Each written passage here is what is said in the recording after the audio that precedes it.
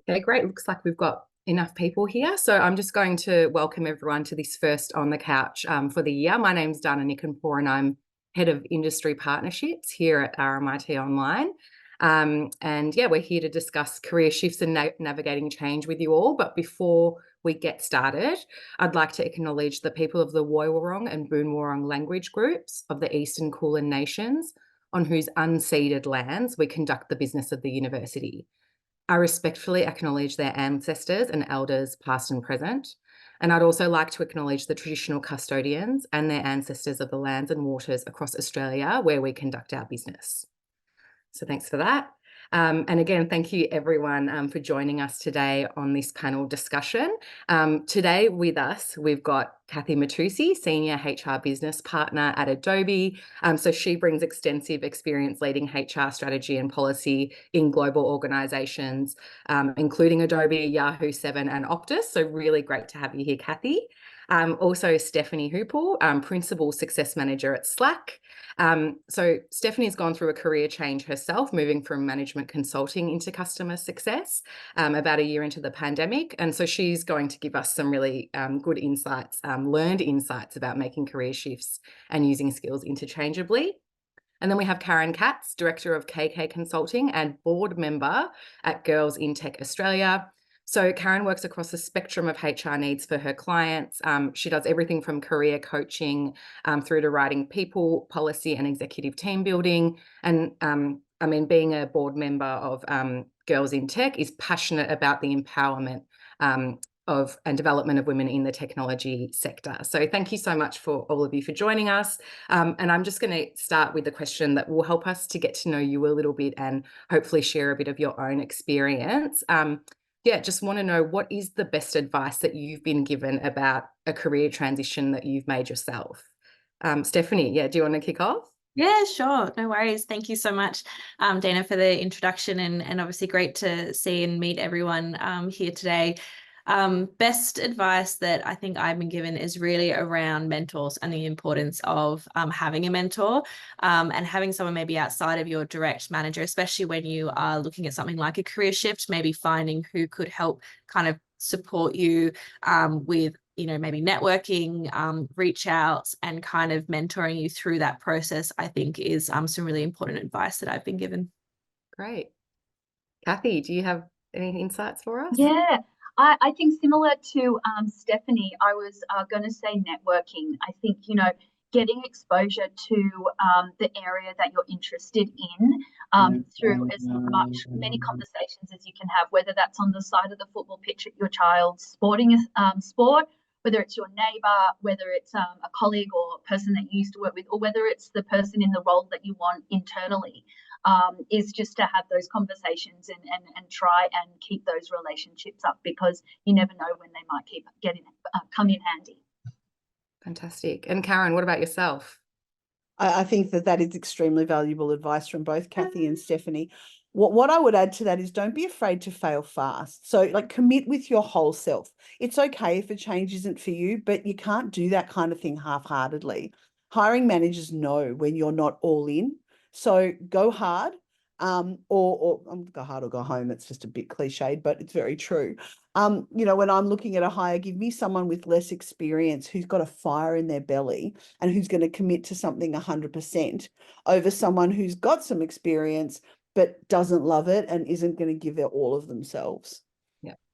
Great. So yeah, it sounds like a bit of grit, a bit of confidence, and a lot of connecting and meeting with people is going to be impactful and has helped you all in your journey. But I guess, yeah, going back to the start and really thinking about even whether or not you have an appetite for a career change, I'm just keen to understand what you all think might be some of the indicators that could signal that you're ready to transition into something new. Like, what would you be thinking, feeling, or doing that might say to you, I need to make a move? And this is for all of you, so whoever wants to jump in first. I don't mind starting. For me, the triggers for whether it was just a role change across organisations or thinking about something new, was really if I wasn't having fun or enjoying myself anymore. I mean, we all have bad days, but on a consistent basis. And if I'm not learning and if I stop being able to make an impact. So I think those three things are sort of being an indicator to me that I'm maybe a bit stagnant and that I need something new, a new challenge, whether it's a new industry, whether it's a new career path. Those are the three indicators for me that have really stood out in my changes. Great. I'm happy to add there. And as someone who made quite a dramatic career change, my life started out as a business analyst. I actually have an information technology degree from a time a little bit before I'm prepared to admit to anyone. And I just didn't love it. I did not love it anymore. And my rule of thumb is if you wake up in the morning and you're like, I really want to chuck a sickie, I really don't want to go to work, that is one of the biggest indicators to go, what else is out there and what can I be doing that is just going to make that fire in my belly burn? I'm big on the fire in the belly. You'll hear me say it often. You've got to love it. If you don't love it, then what are you doing there? This is going to be at least a third of your day, every day, 5 days a week. Make it something that you're passionate about and make it something that you're going to enjoy. Yeah, I love that, Karen. And I was kind of thinking along the similar lines around feeling like you're being challenged, feeling like your skills are being utilized, and feeling like you're learning, I think is a great indicator. If you're not feeling like you're learning anymore, you're feeling like things are getting a little bit stale, it's probably an indicator to start looking at something new and having those conversations, I think, with your leaders early around what that could look like, whether that's more responsibilities within your existing role to give you those extra skills and opportunities, or looking into growth into other roles, whether that's within or out, outside of your organization as well. So always feeling like you're learning and being challenged, and also making sure that the role is still working for you, just to focus on maybe something slightly different to just the work itself, but also the environment and the culture, and is this giving you what you need? As Karen said, you spend a lot of time at work. Are you getting the right work-life balance that works for you where you are, right now as well? I think is something else to also consider when you're looking at, your job, but also kind of, your life holistically as well. That's great. Yeah. So we've sort of covered the gut feeling, and Stephanie, you touched a little bit on like some early moves that you can make. But I think it would be great, Cathy, if you could also dive into some of the steps that you might recommend someone could take when they're embarking on a new career path, especially if it's something that might require experience or training. So just keen to understand your reflections there. Yeah, absolutely. I was obviously thinking about this last night as I was preparing to come and talk to you all. I think there's a couple of key things. I think first and foremost, a bit of research.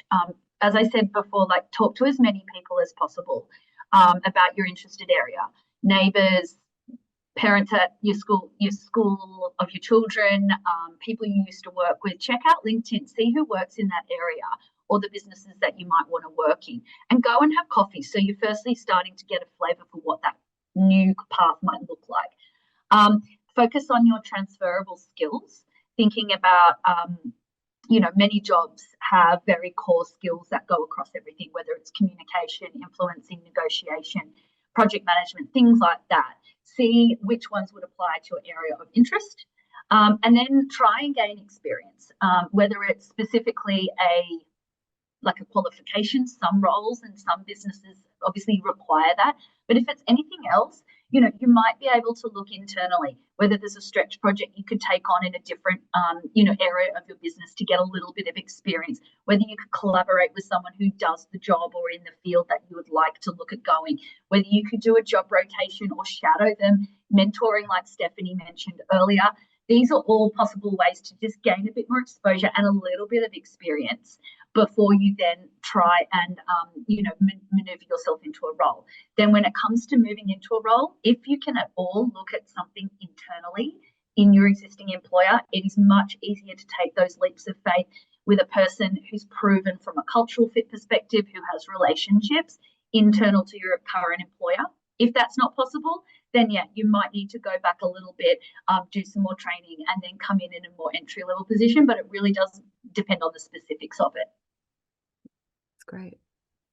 Karen, Stephanie, did you have any additional reflections to that one? I just wanted to kind of highlight what Cathy said around taking those, maybe looking at within your organization before you start looking externally. I think that's actually a really good point, because it's the opportunity to maybe take that leap of faith, test things out in a bit more of a safer environment where you have those networks and support. It can be much harder, I think, to change careers and do it kind of, especially quite a large career shift when you are going kind of externally, because it's really tough when you don't have that lack of experience. So I think everything Cathy kind of mentioned around how you can help build and get that extra experience and kind of work the networks within your organization is a great place to start. Great.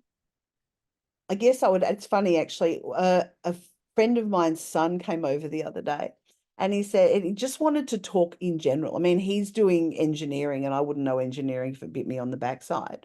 And he was like, just talk to me about your path and your career and what it was that, and I just thought, this is great. He's asking questions of anyone and everyone he can get his hands on. So I guess extending on what it is that Cathy was saying earlier about talking to anybody, I loved his attitude and the fact that he was willing to just understand what everyone around him was doing.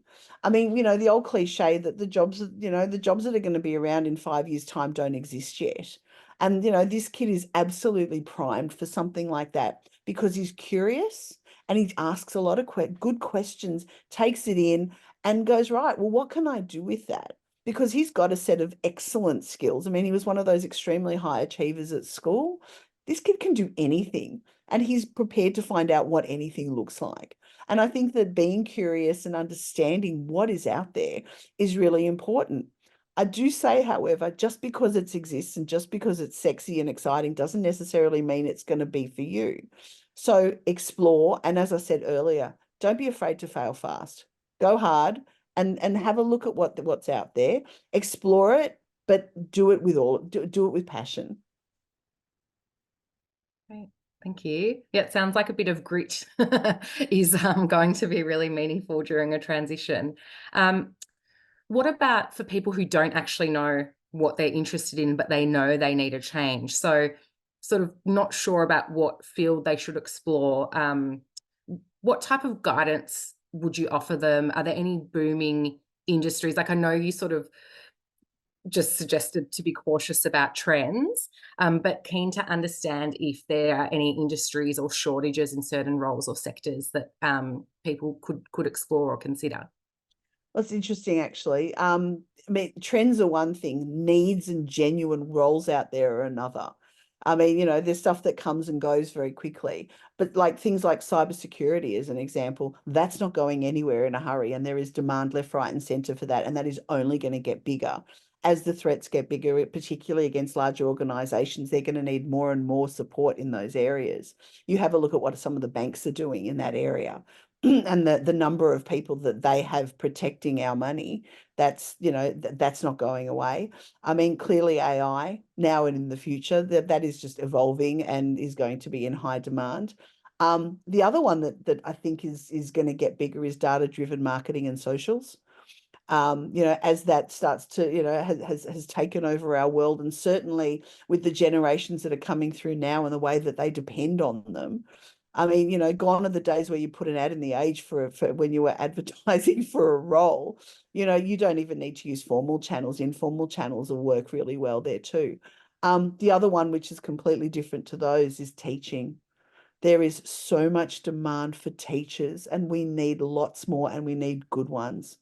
And so if you have a passion for education, for imparting knowledge, for kids, then that is a great place to go, particularly if you want to teach maths. As a maths teacher, you have got your choice of jobs across the state. So those would be the ones that I'd suggest. Cathy, Stephanie, I see you nodding. Are there any, I guess, particularly, I feel like some people might be interested in hearing within your organisations as well, knowing that Slack and Adobe are employers of choice. Yeah, do you have any reflections on sort of key growth areas or consistent growth areas, even through, I guess, like the tumult of the past few years? Yeah, definitely. And I think I love that Karen touched on AI as well. It's obviously a big topic of discussion at the moment, and kind of looking at what does that mean in terms of trends. It doesn't necessarily mean a lot of these roles are going to completely disappear, but the way in which those roles are going to work and the way in which we're going to work alongside AI and alongside other technology, I think is is really important. So maybe if you were going into a role as a developer or as, into marketing, it will probably look very different in 5 to 10 years time than the way that it does now. So getting really comfortable, I think, with technology and understanding technology trends and what's going on, I think is really important. And really then doubling down on some of those more, I guess, soft or foundational skills as well, because those are things that will not be, necessarily replaced, by AI. So thinking around your communication, your stakeholder management, your project management, type of skills, and really using your time, I think, at school and university in those early years to kind of hone those skills, I think is really important.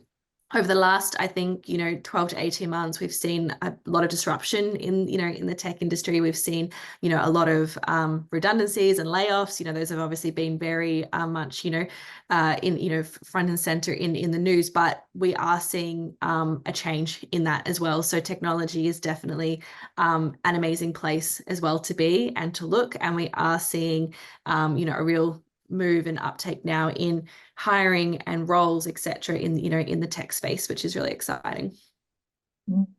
Thanks, Stephanie. Look, I think I would probably second a lot of what the ladies have both said. AI, I think, Adobe is, at the forefront of that. It's been in a lot of our products for many, many years, and it's now obviously really got a light shone on it.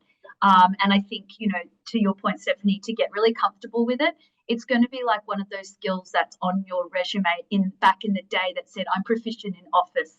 It's going to be that, you need to know how to navigate AI, how you can use it to scale and make your work more efficient, so you can focus on the more important part that does need the human intervention, those relationship skills, those person-to-person things, those high-level sort of decision making.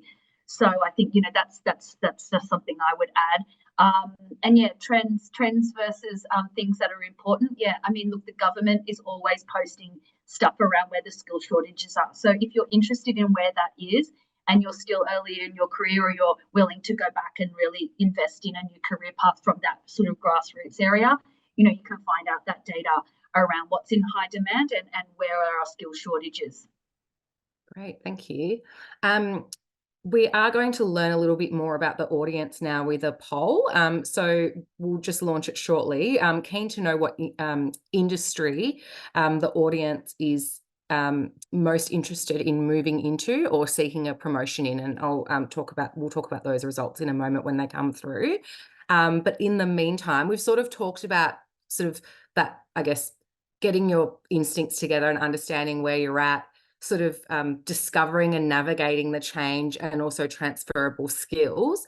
I'm keen to understand now, and I think starting with Cathy, given you currently are working within sort of a HR role within the large organisation, what your top tips are on how to stand out in a crowded market. Yeah. When you don't have a huge amount of experience in that space, but you've got a lot of career experience. Yeah. And what are the things to avoid in the application process as well? Okay, so I mean, look, for me, some of the things to avoid is you don't need to do anything really crazy or fancy to try and stand out. We've had people send boxes of wine with their resume printed on the side. It's clever and cute, but it doesn't necessarily get you an interview. So I would avoid doing anything really crazy. Yes, creative, but anything like that.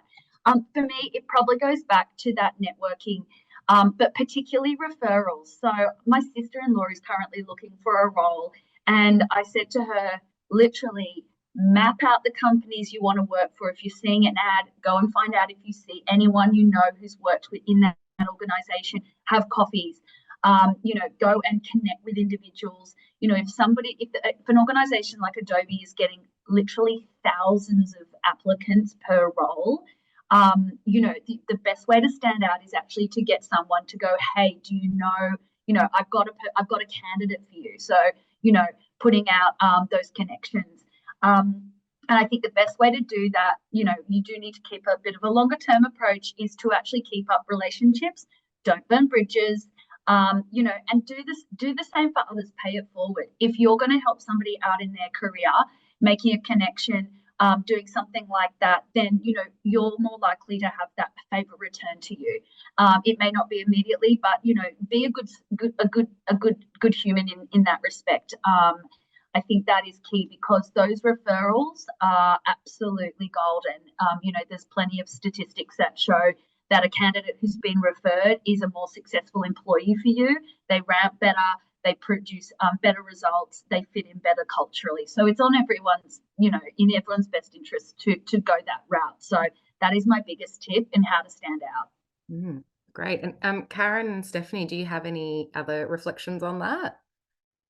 Just to kind of build on what Cathy said, feel free as well to do even kind of cold reach outs on LinkedIn. I have had people who have been interested in moving into customer success, maybe because they've got a similar background to me in consulting or something kind of unrelated, and have literally just reached out to say, hey, would you mind having a chat? And I've just had, you know, it's not a huge amount of time for me to have a 20 or 30-minute chat on the phone with someone to see, is this something that they're interested in?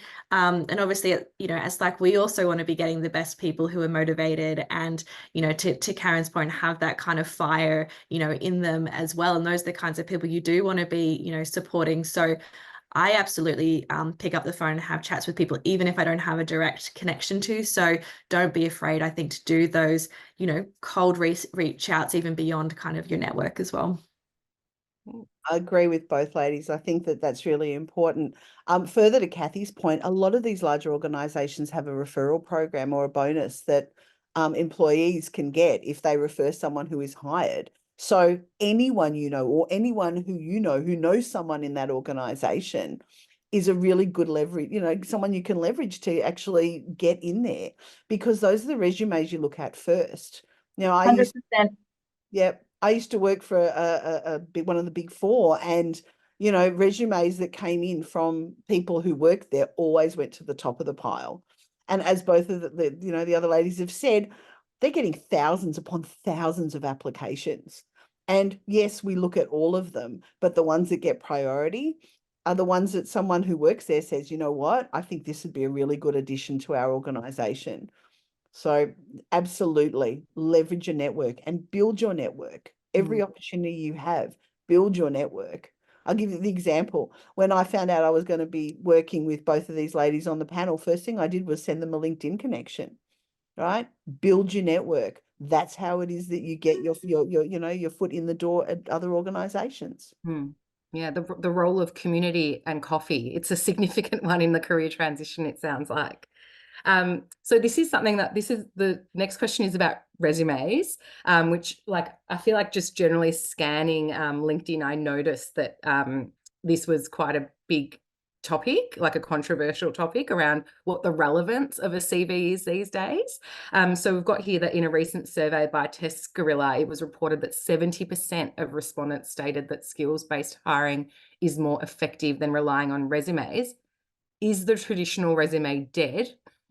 What does the modern day resume look like today? And we have a few questions in the chat box around ATS and the role of like scanning and ATS as well. So I think it might be nice to just touch a tiny bit on the practicality of that as well.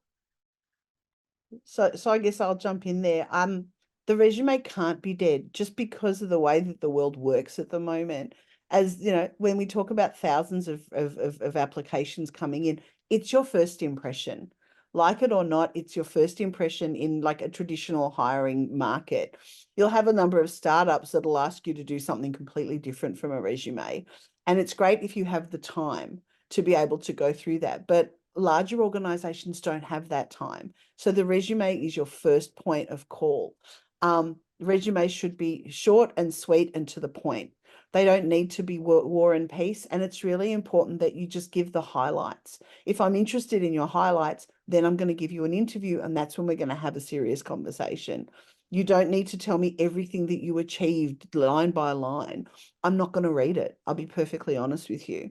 A resume that gives me what I would call an exec summary up front of the work, you know, the positions that you've held, where they were, for how long, and then everything else behind it is going to get you a lot further than it is for me.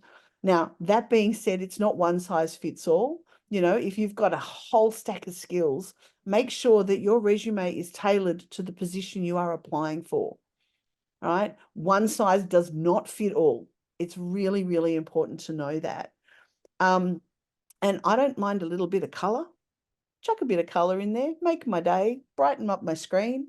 I think that that's really important. And and also add your interests and your hobbies. I like to know about the complete person. It's all very well about what it is that you do day to day, but I like to understand if you coach the basketball team, if you volunteer at the local food bank, or whatever it is that you happen to do that completes you as a human. I like to know about humans. So that, when I'm looking, that sort of thing's really important to me. Stephanie, Cathy, I'm keen to hear both. Like, I'm noticing a lot of nodding, but also keen to hear like dissenting views. I think it'll be really interesting. Yeah. Don't want to make a battle of the resume critique, but I think it would be really great to get some other insights as well from you both. Yeah, I mean, Karen's right. The CV is definitely not dead. I think that the entire hiring process end to end is certainly still evolving, but in terms of that first impression, getting that kind of foot in the door, it's absolutely still, extremely important. Something that my dad said to me many years ago is that you don't need to be the smartest person, you just need to be smart enough. And I think that that's what the CV really is it's saying, here I've got the relevant skills, I'm motivated, here's a little bit about me, in order to get into, that first round, which I know can sometimes be one of the toughest things, is just getting to that point where you're having that first interview. Yes, I think interview processes end to end are getting more and more sophisticated in the way that organizations are thinking about how can we screen potential candidates in ways that is less time consuming and more on scale, especially in roles that require very specific skills like developers, etc., simulations, maybe sending in videos. There's definitely more creative things that different organizations are doing in order to help with that screening kind of process. But that initial front door is still, at least in my kind of experience, is still very much kind of the CV to kind of get that foot in the door. I know we had a comment that came through just around, but if AI is screening CVs, etc., is that kind of leading to a disadvantage, etc.? That's definitely probably happening, maybe, in some cases, but definitely if you have a referral and have that connect in, and you've kind of worked through your CV and actually thinking about tailoring that for that particular role, etc., that can really help with getting that foot through the door, rather than maybe having one generic CV that you're using for multiple different roles that may actually not be relevant. And that's where we look at complementing skill sets. Can I take a particular skill set that I have that maybe is relevant for one role, and then maybe highlight that in a different way in another role to make it a bit more kind of, I guess, tailored for what you're, applying for and stuff as well. Look, I second a lot of that. I don't think it's dead. I always read it in conjunction with LinkedIn, so make sure they kind of marry up. And it is, as Karen said, it's your first impression. For me, I hate grammatical errors and like skewy fonts. Like, it does need to look presentable, as you would hope to look when you interviewed in person. So some sort of like easy sort of pitfalls to avoid there. And yes, tailor it 100%. A generic CV is not the way to go. People can get the full sort of shebang in the way you want to put it on your LinkedIn, but tailor it for the job. I think to the person who asked me on the questions about AI screening, I think our recruiters actually read most of ours still.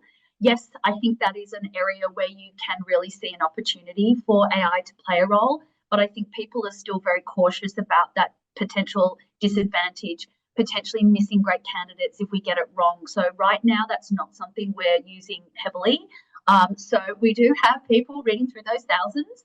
And again, to the point around referrals, get your resume to go to the top because somebody has pointed you out. So thank you. Oh yeah, I've got someone. Oh, Stephanie, yes, you guys as well. People are still reading resumes, old school but true. Yes. So yeah. Can I add to that, if you don't mind, that the question around bias on hobbies? No one's going to be taking a bias and saying, oh, well, if you coach the basketball team, that's an issue. I think it's really important to add that. because, as I said, it rounds you out. No one is discounting you from that. It just adds information that is really important for us to know. And to what you're saying there, recruiters do read every single one of them.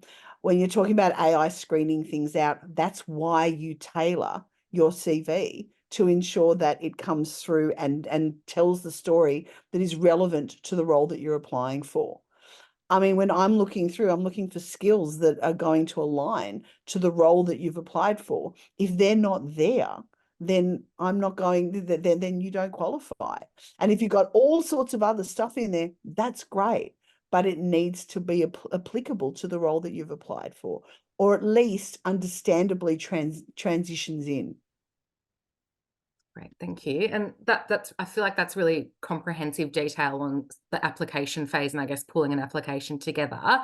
Now I feel like it would be good to talk about, I guess, just getting that next step and progression. You know, at RMITO, we're in the business of teaching people skills, and you know, we're seeing that there's a growing trend from both employers and employees of people using micro credentials and short courses, and you know, whatever you might call them, to help bridge those gaps, I guess in an accelerated time, or where maybe a skill gap might not require a full degree, which could be a larger investment of time and also money to an extent.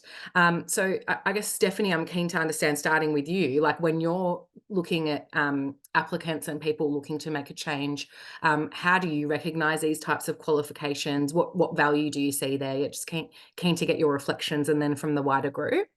Yeah, absolutely. This is a really interesting question. I'm going to be really annoying and say it depends a little bit, which I know is the worst type of answer. I think that if you are looking at graduate roles and you are, you know, kind of less experienced kind of in the job market, I think that these types of things would weigh more than maybe someone who has 10 plus, you know, years of experience, where I would say those types of courses may have less of an impact, and you'd be looking more at the experience and looking at those kind of transferable skills, et cetera, and so forth as well. I actually think that when I look at different maybe shorter courses, et cetera, that people have done, I actually would be really interested to see what they have done that is completely unrelated to what they are, to the job that they're going for, because that tells me that they are interested in learning and have other maybe hobbies and interests and things outside of just, you know, being maybe focused on, I want to be a success manager, I'm going to do all these success manager, you know, training and certifications, etc.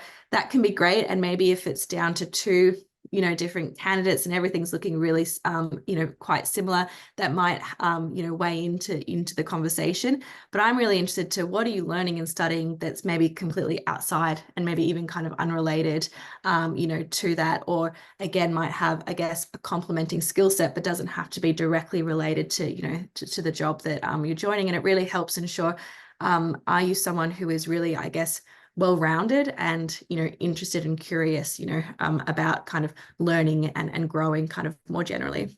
Yeah, so that sort of curiosity, the validation of the skill, valuable, but also demonstrating that you're a curious, lifelong learner is also like a good thing to appear on your CV, Yeah. and, you know, to project as an individual. Okay, cool. Exactly right. Yeah. Cathy, what about you when you're recruiting or, you know, growing your team? What are you looking at in that context? Yeah, I think, look, it does to some degree, you know, it's maybe, or like in some circumstances, you know, the short courses are absolutely perfect, relevant, keep you honing your skills. You can do multiple over time. You know, if you've got a sort of broader plan in terms of moving your career direction, you can build those things up in layers without necessarily going into a full degree. I mean, things like that, like, you know, it's not, I don't think that there's a huge bias towards degrees. I think there's a lot of different ways and avenues to learn, you know, whether it's those sort of big Ivy League style universities or many others. I think, you know, we definitely hire people from very broad backgrounds when it comes to their education. And I think, you know, people online should feel that, you know, employers are doing that. They don't want the cookie cutter that came from, you know, the top fancy university and whatever state they're in. Because they do just get the same old candidates. And, you know, I think there's a question that came in on diversity. You know, you do want diversity of thought in your team. you know, obviously genders are always up there, but, you know, it is diversity of background, diversity of thought. So yeah, I mean, it really depends what exact area you're going into as to what type of qualifications you need. So I think that's where talking to people who are in those fields, if you find someone who's a hiring manager in a marketing space, what are they looking for? Ask them. Like, you know, Karen's son's friend, have that curiosity. Just ask, understand, because that gives you the information. And let's be honest, information is key to then go, okay, well, how would I plan my next step? And so, you know, those things are going to differ based on exactly what you're looking at. Great. And Karen, did you have anything to add? I love all the courses, and I love the, you know, those small bits of education that will just lift you that little bit more. But what I love more is when they've been put into some sort of application and practical application. Give me a kid without a degree who has worked their tail off as a, you know, just doing personal development projects, and they will be get like some of their software development jobs that I could offer them, because they have written and they've developed all sorts of little applications here and there, and they can show me what they did with what they learned, and they learn online and they were able to do that. So the practical application, I think, is really important. You've got some people who are absolute lifelong learners, which is fantastic, but they don't apply it to anything. And then you want to put those people into a professional context and they get lost. So it's important to learn. I think that that's great, but to be able to apply that learning wherever possible, even on personal projects, to then be able to go, but look what I did with it. So that applied learning is critical in this context. I'm just looking at the time, and we don't have much time left, but I want to make sure that we address some of the audience questions as well. One of the ones that we got through, a few different people asked a similar type of question around people who have quite diverse skills. They might be working across multiple departments in an organisation, calling themselves a jack of all trades. I'm not going to say master of none, and working in dual roles, and they just want to understand the appetite and opportunities for people like themselves in making a career transition. I think that under the subtext there is that maybe there's a sense that specialization is critical. I'm just keen to understand like your reflections on like where generalists fit in today's job market.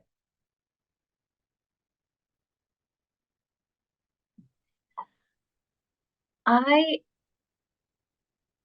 think small businesses, smaller organizations where hybrid roles are very common and needed because they don't have the headcount to have dedicated roles, is a perfect environment for someone who is a jack of all trades. But there's also the opportunity, if you do want to go into a larger organization, to position yourself in different ways. So I think I talked about my sister-in-law looking for a job at the moment. You know, she's come from a finance background. She's also got, you know, business operations, sort of strategy, analytics, insights. But, you know, there's also sales operations. So you can position those skill sets under a different title because things like that. So you can definitely, you know, think about your career and your sort of broad skill sets under different banners.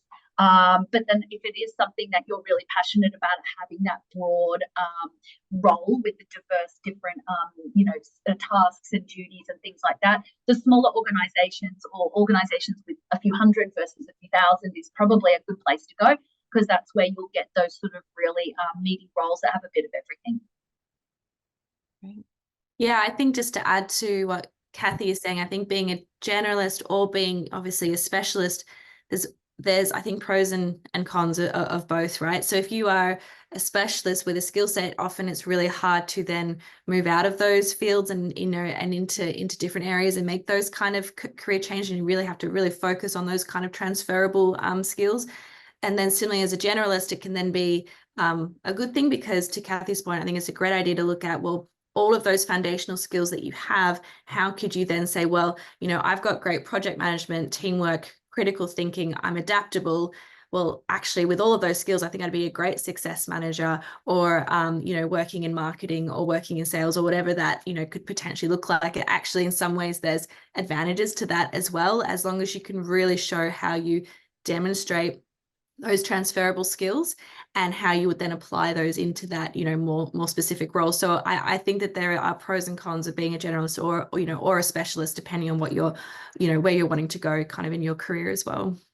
That's great. So position it more as your superpower instead of shying away from it in that process, I think is important, which is great. Thank you. We've had a lot of questions around diversity and bias. This one I think is really interesting. It's do you think ageism is a thing? I know there's legislation to protect against it, but it would almost be difficult to prove. So I guess maybe if we're going to phrase it as a question, be keen to understand if you are a more mature worker, I guess what are the ways for you to make sure that you can stand out and feel competitive in this work environment? It's a very good question because, you know, there's no doubt that it exists. I Mm. think that what you need to do is ensure that what you bring to the table is still relevant. So just, you know, so that you're keeping yourself up to date skills wise and experience wise to be able to say, this is what I can bring. I mean, the value of 20 or 30 years experience cannot be underestimated, not by a long shot. But if that person is not willing to move with the times, that's what might hold them back. So I think that that ability to demonstrate that you have that experience, but that you've ridden the wave and that you've come along with, you know, whether it be the technology or whether it be trends in your particular area of work, I think it's important to be able to demonstrate that in order to, I guess, overcome any issue of ageism when you're going through a process. Yeah, plus one to all of that. You know, obviously, particularly large organisations who've got their diversity strategies and are, you know, actively training their hiring managers on how to avoid things like that. You know, it's still something that we're actively working on as a society, not to bring those biases in.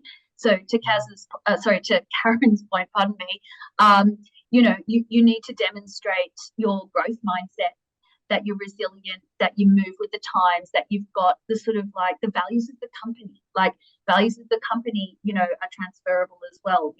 You know, at Adobe, you've got, you know, create the future, raise the bar. Those are things that, you know, anybody of any age can you know, grab onto. So talk about how you can demonstrate those things in your way, you know, making sure that you've got those relevant skills. Right. Yeah, definitely. And we actually have to go through quite a lot of training at Slack in order to become a hiring manager. And a lot of it is focused around tackling maybe those especially unconscious potential biases and so forth as well, to make sure that the way in which we're screening and interviewing, etc., is obviously being kind of, you know, fair, you know, to everybody and so forth as well. So just to kind of add that and obviously agree with everything that, you know, Cathy and Karen have been saying as well. Thank you so much. That was actually a tricky question. So thank you so much for the answers. We are pretty much on time, but just hoping to keep you for a couple more minutes for some parting words of wisdom for like what has been a really active group in the chat. And I'm so sorry we couldn't get to everyone's questions, but Karen, Stephanie, Cathy, you have a lot of wisdom to offer. So I guess I'm just keen to know what your most meaningful passing word of wisdom is for the group. You know, if you were going to give anyone who's looking to make a career change one piece of advice, what would it be? And then we can sign off after I say thank you. Who wants to go first? I can jump in since I'm off mute. Back yourself. Back yourself. You got this. I know it can be tough out there, especially, you know, at the moment. It can take a lot of resilience. So, you know, back yourself. Yeah, okay. I think I actually had to believe in yourself as well, so back yourself. But I think you need to be open-minded to see the possibilities. Opportunities just come in so many different forms. They may not have the job title you think they might do. You know, you need to see it as a jungle gym, that you're getting nuggets of experience and skills in each of these opportunities. So sort of, you know, see it as you know, opportunity and possibility. Right. Karen? Mine's kind of along similar lines. To me, it's like grab every opportunity with both hands and just don't let it go until you've exhausted every possible option with respect to it. Like, take the coffee meeting when it's offered, attend the meetup, sign up for the event, bring your whole self along. I think most importantly, and I say it with the greatest of love, network your ass off. You know, if whenever you meet someone new, as I said before, connect them on LinkedIn, nurture your relationships, because the people in your network are the best asset that you have. And you need to take every leg up when it comes along. So that's how I would do it. Yeah, that's great. Well, thank you so much. I feel like, we can, I feel like there's a few real actionable insights here to build that community. You know, think of it as a jungle gym and, you know, try and like just grab those different experiences and see the value in every step of the journey. And also making sure you're updating and polishing that LinkedIn profile. But yeah, thank you everyone for attending this webinar. A really big thank you to yourself, Karen, Stephanie, and Cathy for joining us today. Please note that this session has been recorded, so you can get a link to your in your emails soon, so you can share that with anyone who might be interested. And RMIT Online hosts events like this every month, so keep an eye out on the socials to see what we might be discussing next. And lastly, if you are interested in upskilling, just, you know, satiating that internal curiosity that you have, or moving up in your career or making a change, RMIT Online offers a range of short courses and also postgraduate degrees. We'll also be sharing the link to our course catalogue in the chat. But thank you so much, everyone. And yeah, if you haven't had lunch, enjoy it now. Thank you. Thanks, everyone.